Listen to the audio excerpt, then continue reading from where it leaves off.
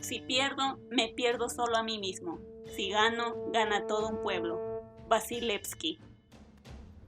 Acompáñenos en la aventura de los errores pasados para que comprobemos juntos que la humanidad es historia. Hola, esperemos que estén bien. Hemos llegado con la cuarta entrega de este podcast. Hoy hablaremos de otro país poco conocido y mayormente olvidado de la historia mundial. Sean todos bienvenidos a este capítulo. Esperamos que tengan un excelente fin de semana. Gracias por escucharnos. Yo soy Itzel Olvera. Y yo, Israel Olvera. Vengan con nosotros para conocer la historia del país que ha llevado a cuestas una historia complicada y dominados siempre por otros, con breves periodos independientes. Y más específicamente sobre la independencia de Bulgaria del imperio que perduró hasta tiempos modernos, los otomanos. Empecemos con una de las tantas épocas épicas humanas. Antes de empezar, les quiero hacer una pregunta. Cuando ustedes piensan en Europa, ¿qué países se les vienen a la mente? Seguramente me van a contestar España, Alemania, Francia, etc. Los países de siempre. Estoy seguro que mucha gente, en especial en Latinoamérica, no ha escuchado o sabe siquiera de algunos países de Europa Oriental como lo son Serbia, Rumania, Ucrania y Macedonia, por mencionar algunos. Y bueno, esto viene precisamente del dominio de las potencias mundiales ya conocidas, porque ni siquiera en las películas hacen que pase algo interesante en otros países o en las series, que no sean los más populares, por decirlo de alguna manera, ya que por alguna extraña razón los medios y en sí la historia occidental nos han hecho olvidar su existencia misma. Digo, hablo por mí siendo que fue hasta que no estudié geografía, como la mayoría en la escuela, que supe de este país. Para este tema nos basaremos en dos fuentes principales, un artículo escrito por el historiador catalán Joseph Dorca y el libro de 1918 Handbook for the Diplomatic History of Europe, Asia and Africa, de 1870 a 1914, el cual fue escrito por Frank Malloy y Amos Sharty Hershey. Vaya nombre. Suena como los Hershey's. Y para la introducción general sobre Bulgaria tomaremos en cuenta el blog escrito por Daniel Montiglio, un chileno que vive en Bulgaria y ayuda a las personas de Latinoamérica a conocer sobre este país, sobre viajes, sobre cómo mudarse y todo sobre vivir en Bulgaria. Esto porque desgraciadamente no hay mucho en español o inglés sobre la historia de este país. Si tienen más libros recientes o páginas de estudiosos o historiadores que hablen de este país, nos pueden escribir en Instagram o Facebook. Recuerden que nos encuentran como Épocas Épicas con tildes en las primeras E o como épocasépicas.podcast. O si quieren enviar directamente algún archivo que nos ayude a complementar o de un tema que les gustaría que habláramos, también tenemos correo. Es epocas.epicas@gmail.com. También pueden enviar mensajes a ebooks, checamos la aplicación a diario. Por cierto, otra de nuestras fuentes es un blog de una licenciada en filología de una ciudad española que vive en Bulgaria. Ha ganado varios premios de turismo por parte del mismo ministerio búlgaro. Le comentamos que usaremos como referencia un par de sus blogs y nos respondió que no había problema, pueden buscarla como Mamá Española en Bulgaria.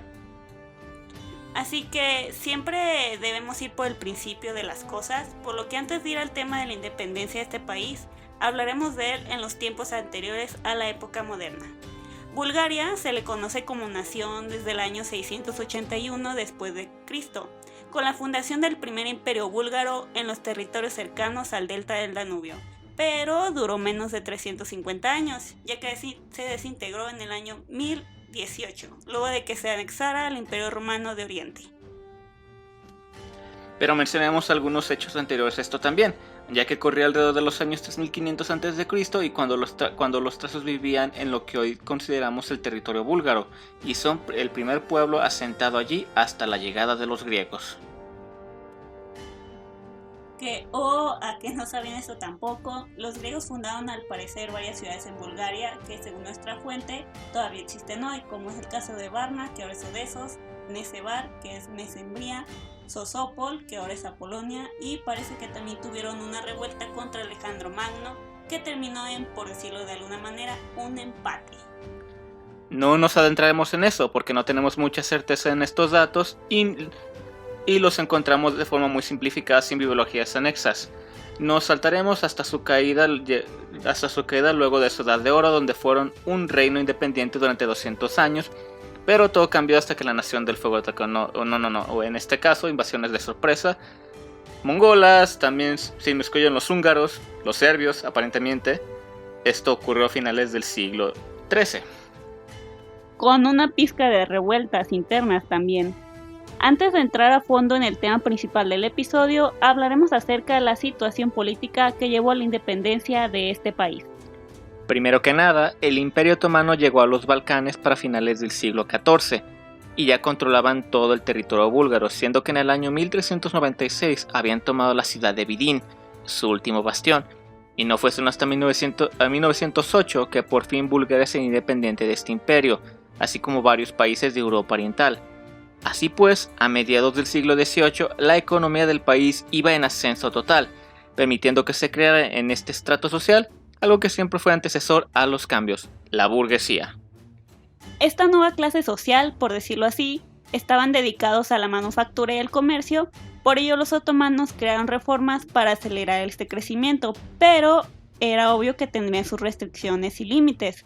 Por lo que estos nuevos burgueses búlgaros se les ocurrió lo que otros burgueses en demás países. Vamos a crear nuestras propias reformas a favor de nuestros intereses y tendremos juego de azar también. O así es lo que yo imagino que pensaron.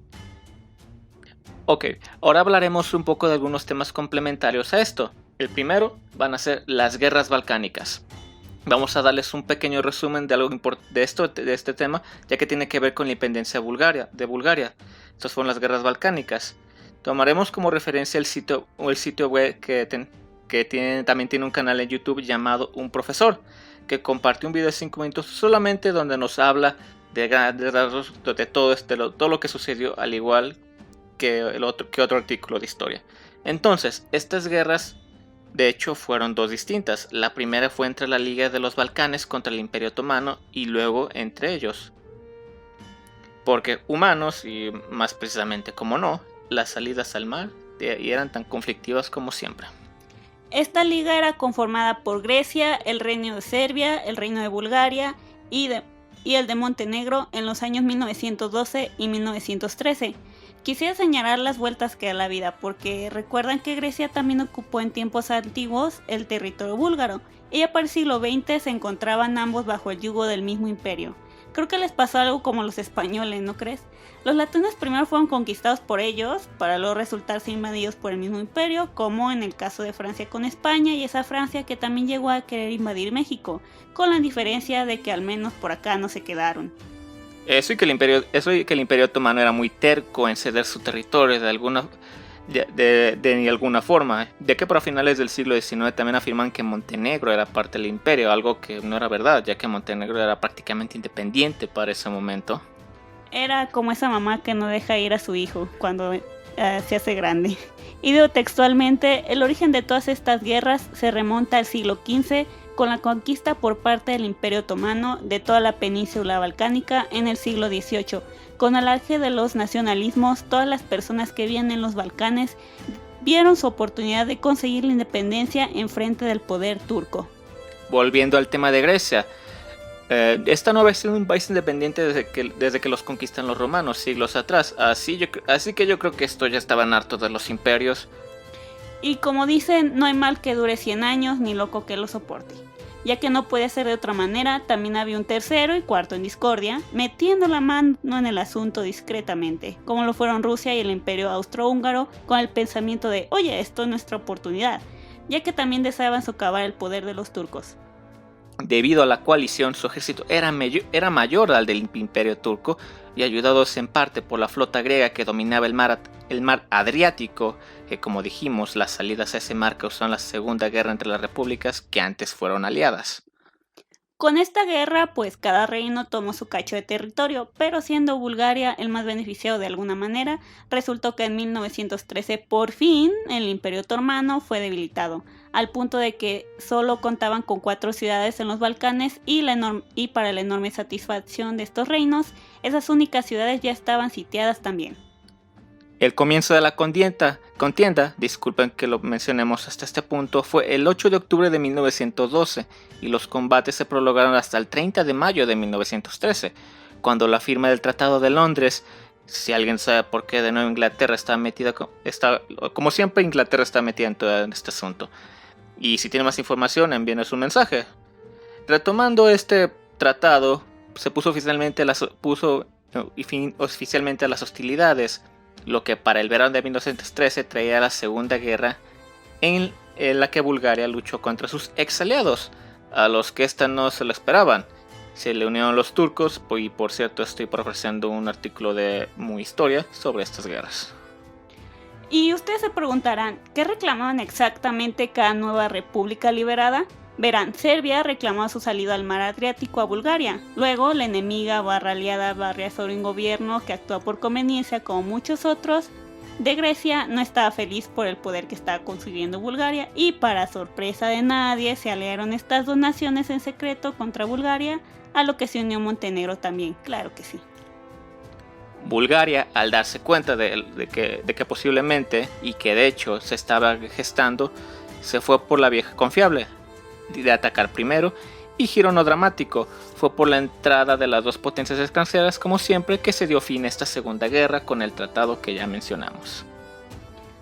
Ahora, por fin de todo eso que antecede, pasaremos a la independencia en el país. Verán, para mediados del siglo XIX ya se habían puesto las bases de lo que se denomina como una cultura propiamente búlgara, algo que fue llamado el Renacimiento Nacional Búlgaro.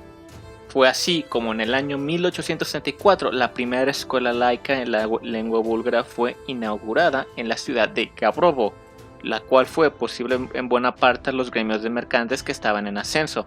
Esta nueva burguesía también aportó dinero para la cultura y educación, como fueron programas de becas para estudiantes extranjeros, consiguiendo que para el año de 1878 el número de escuelas laicas era de casi 2000 en todo el territorio.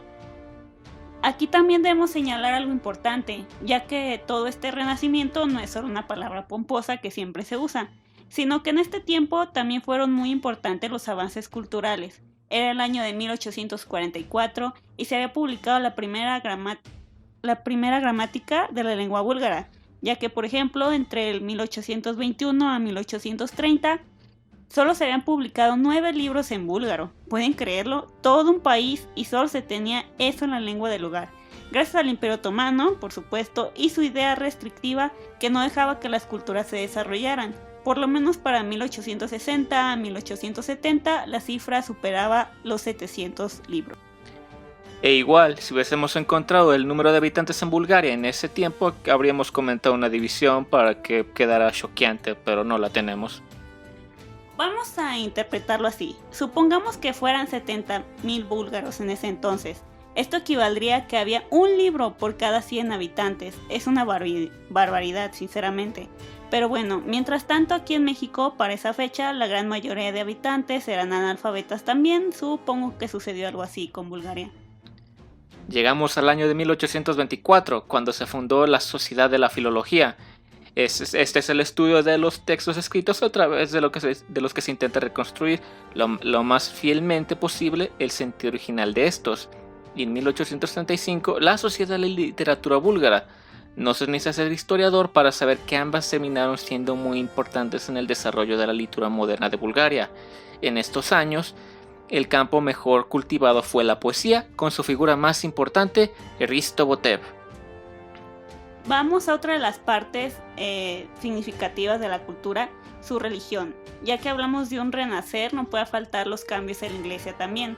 A inicios del siglo XIX, la iglesia búlgara comenzó una larga lucha para conseguir su independencia del patriarcado de Constantinopla, la cual se consiguió entre los años 1870 a 1872 con Antimo I como primer patriarca. Por cierto, ¿a qué se refiere exactamente con lo de patriarca? Es prácticamente el equivalente al Papa católico en la iglesia ortodoxa. Ah, ya. Bueno, siempre se pierde algo nuevo, amigos. Al igual que nosotros investigando. Retomando donde nos quedamos, no faltaron las revueltas en contra del dominio otomano en los Balcanes, tales como los levantamientos serbios de 1804 a 1814, así como la independencia griega, y en ambos casos, los soldados búlgaros pelearon al lado de los sublevados. También pelearon en la guerra ruso-turca de 1806 a 1812.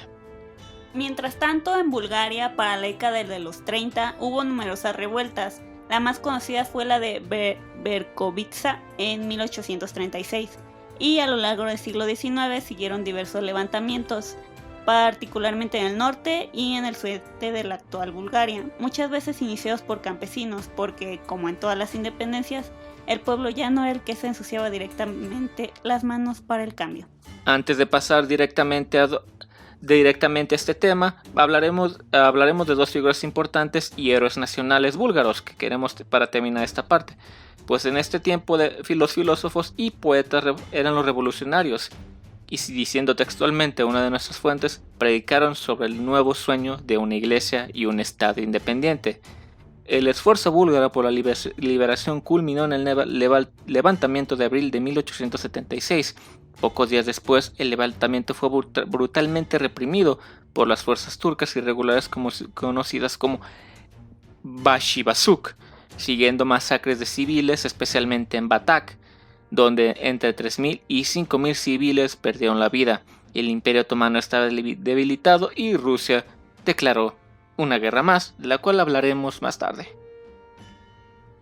Georgi Rakovsky fue una de las figuras más importantes del nacionalismo búlgaro.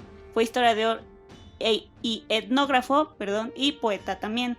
Un dato curioso acerca del movimiento nacional búlgaro es que todos sus líderes eran hombres de letras como historiadores y poetas, ya que, el poder de las palabras a veces pesará lo mismo que las armas, como queda demostrado en varios sucesos a lo largo de la historia. Rakovsky nació en 1821 y desde muy joven ya estaba implicado en la lucha clandestina contra el Imperio Otomano. Ya saben, la juventud siempre sublevándose. Esto, como cabía esperar en historias, así que culminó en su exilio y con esto viajó a Francia, Rusia y Rumania, donde ya había conspirado cuando era joven. En Rusia, él entró en contacto con los populistas y aprendió tácticas insurgentes de agitación. Me encantó decir esta frase. Nada mejor, que tomar un poco de populismo por las mañanas antes de ir a tu club secreto de conspiración contra el gobierno actual. Un clásico. En 1862 fue él quien impulsó la creación de la Legión de Voluntarios Búlgara, la cual ayudó a Serbia a tomar la fortaleza de Belgrado, que estaba ocupada por los turcos en ese momento. Serbia tenía una relación de vasallaje con el Imperio Otomano y no fue sino la cual no fue abolida hasta 1878 con el Tratado de Berlín.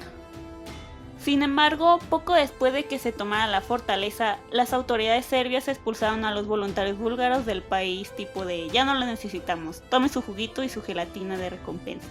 Esto terminó con la colaboración de Rakovsky con las autoridades de este país. Le diré Georgi porque su apellido es demasiado complicado, disculpen.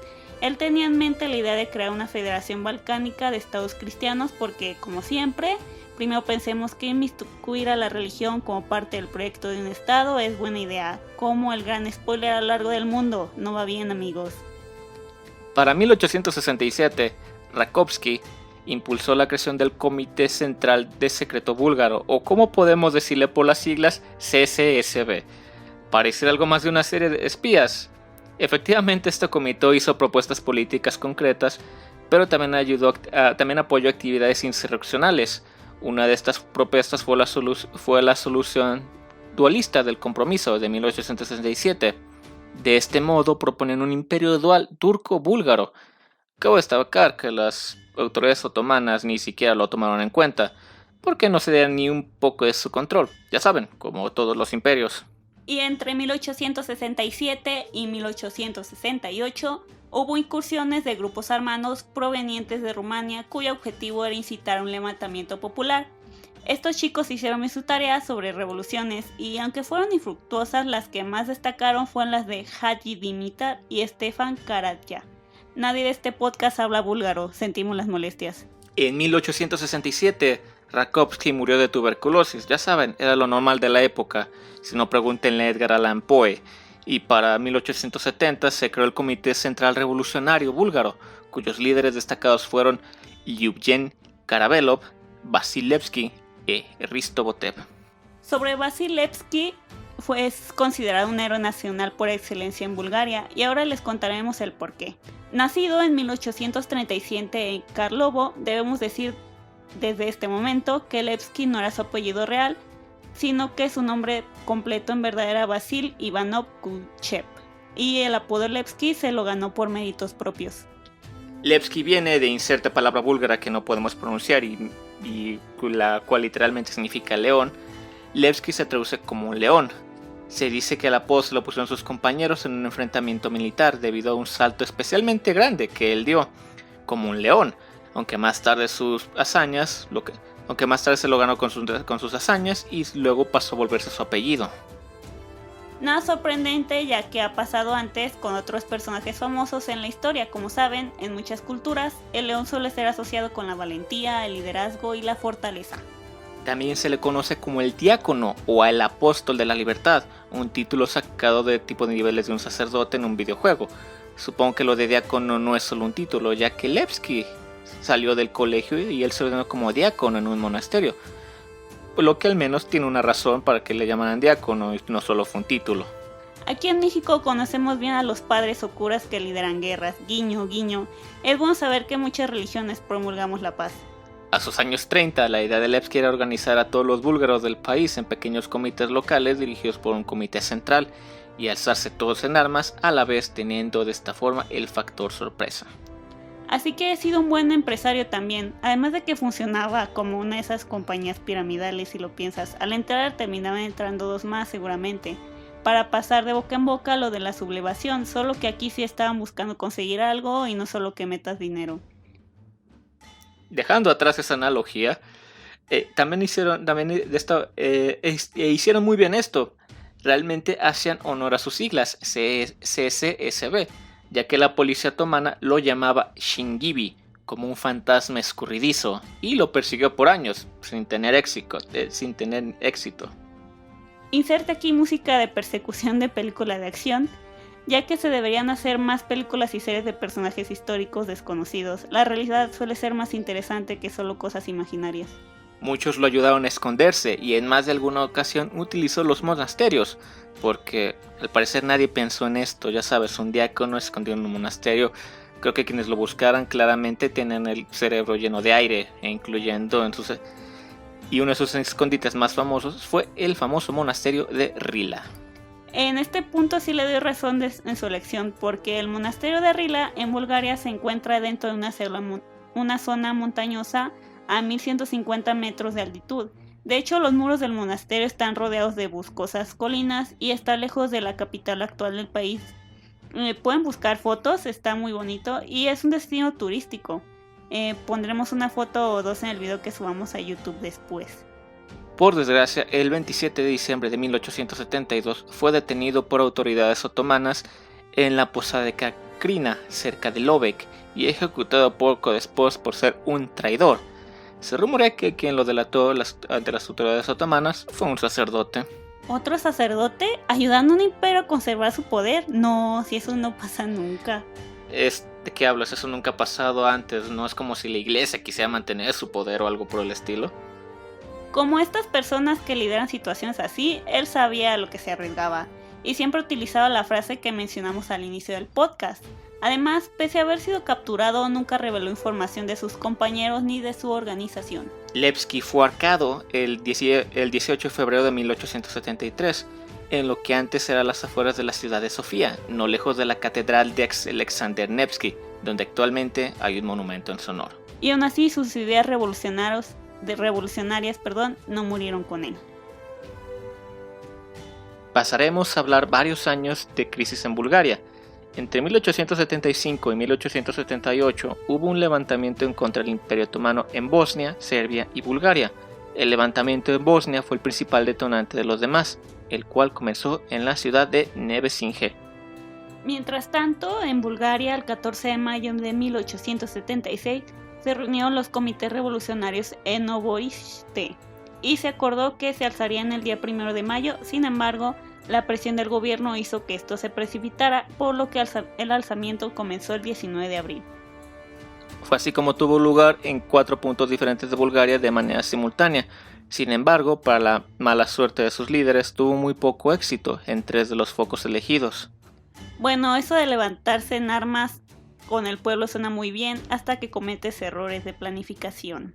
El poeta Hristo Botev, que lideró una de estas insurrecciones, se apoderó de un barco de origen austriaco, el Radetzky, procedente de Rumania, y entró en tierras búlgaras con la intención de provocar un levantamiento popular, aunque sin mucho éxito, por lo que el 20 de mayo fue asesinado por los Pashibusuk, o tropas irregulares turcas, donde también pelearon búlgaros musulmanes. Solo una de las revueltas consiguió apoyo significativo del pueblo. Esto sucedió en la ciudad de Plovdiv, al sur del país. Esto también causó la presión por parte de los turcos. La represión, de nuevo, ups. Después de estos eventos, Rusia mostró su interés por entrar en el conflicto e impulsó la convocatoria de las potencias para encontrar soluciones, en particular para Bulgaria, Bosnia y Herzegovina, proyecto al cual el Imperio Otomano se opuso fuertemente, y tomando esto como excusa, como siempre se hacen las guerras. Realmente Rusia declaró guerra al Imperio Otomano, la cual se hizo efectiva el 12 de abril de 1877. La entrada de las tropas rusas a Bulgaria fue bien recibida por el pueblo y los comités revolucionarios, que lo tomaron como un apoyo, lo que causó la formación de la nueva legión búlgara que contaba alrededor de 10.000 hombres. Con esto, las tropas rusas lograron vencer al Imperio Otomano, y el zar Alejandro forzó al emperador a firmar el Tratado de Paz de San Stefano el 18 de febrero de 1878. Pasaremos a hablar de la guerra ruso-turca de 1877 a 1878, ya que esta tomó una parte muy importante en la independencia de Bulgaria. Y el 24 de abril de 1877, el ejército ruso entró en Rumania, donde se les recibió como libertadores, lo que causó que estos declararan su rebelión. Con el apoyo de los Balcanes y la llegada de refuerzos por tren, para el día 6 de mayo se elevó la cifra del ejército ruso a casi 300.000 efectivos. Era un ejército enorme para la época, en comparación con el turco, que contaba con 160.000 soldados repartidos alrededor de las fuerzas del Danubio, como Vidin, Rus y Silistra, entre otras. No solo tenían la ventaja numérica, sino que a los altos mandos otomanos cometieron muchos errores, ya que ellos esperaban que los rusos pasaran por la ciudad de Rus, dejándolos abiertos a una entrada por el oeste en Shustov. Así fue que para el momento el ejército ruso se dividió en 3 frentes, cada uno avanzando en direcciones diferentes. El primero fue el destacamento oriental, que dirigió hacia Rusia y fue liderado por Zarevich Alexandrovich, futuro Regente III, mientras que el occidental estaba liderado por Nikolai von Grundener, que fue a Nicópolis, y por último el que fue hacia el sur en el camino de las estribaciones balcánicas, liderado por el general Yosef Vladimirovich.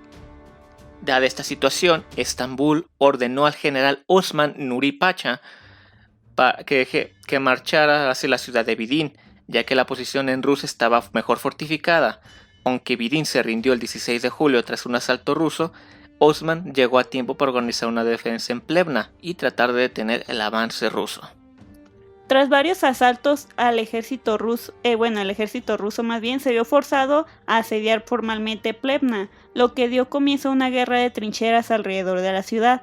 Al mismo tiempo, el destacamento de Vladimirovich, reforzado con milicianos búlgaros, bloquearon el paso montañoso de Shipka, que era el único lugar al que los turcos podrían recibir ayuda. Hay que destacar la desventaja numérica, ya que en Shipka solo habían 3.000 soldados del ejército ruso y 5.000 voluntarios búlgaros, los cuales lograron detener 40.000 soldados turcos. Esto me recuerda un poco a la batalla de Montizar que lideró Balduino IV, que por cierto hablaremos más a detalle de ella en el próximo capítulo. Esto le permitió al ejército ruso concentrar sus recursos en Plevna, la cual se rindió el 10 de diciembre de 1877. Para el 4 de enero de 1878, después de la toma de la ciudad de Sheinovo, las fuerzas rusas, rumanas y búlgaras expulsaron de la ciudad de Sofía el ejército turco. Poco después, el 16 de enero, liberaron la ciudad de Plovdiv.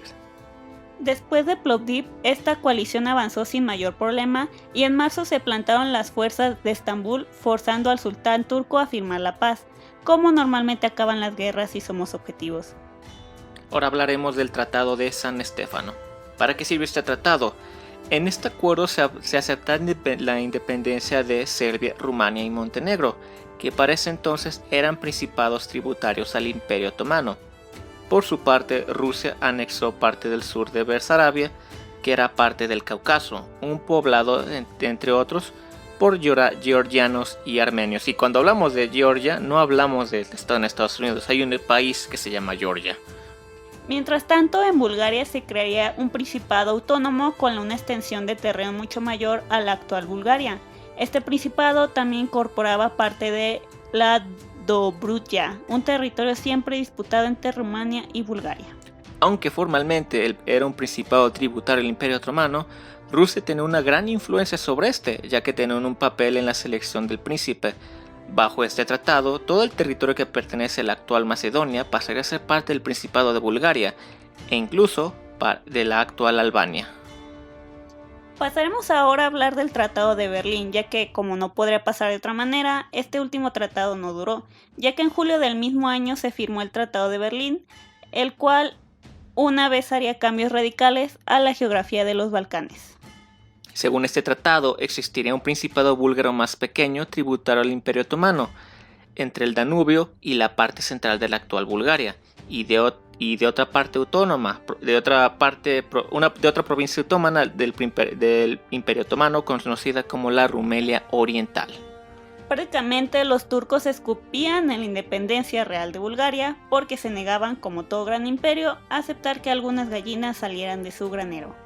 Aún así, esto no duró, otra vez, ya que para 1885, meros 7 años después del Tratado de Berlín, se unificaron bajo la égida del Principado Autónomo, y que ya era prácticamente independiente, y los turcos no pudieron hacer nada para detener esta unificación, y en septiembre del mismo año fue completada.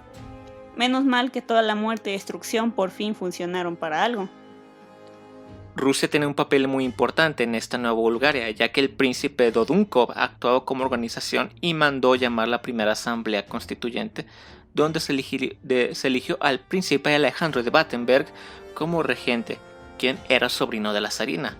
Un giro de los acontecimientos nada esperado. Rusia y el Imperio Austrohúngaro siempre estuvieron en conflicto por el control de los Balcanes. Claros ejemplos son la guerra serbo-búlgara en 1885 y la destitución de Alejandro de Battenberg y nombramiento de Fernando de Sajona-Coburgo como nuevo monarca, más cercano a los intereses austriacos. Esto también se vio reflejado en la burguesía búlgara, ya que hubo fracciones más alineadas con los intereses austriacos y otras con los rusos, como suele pasar.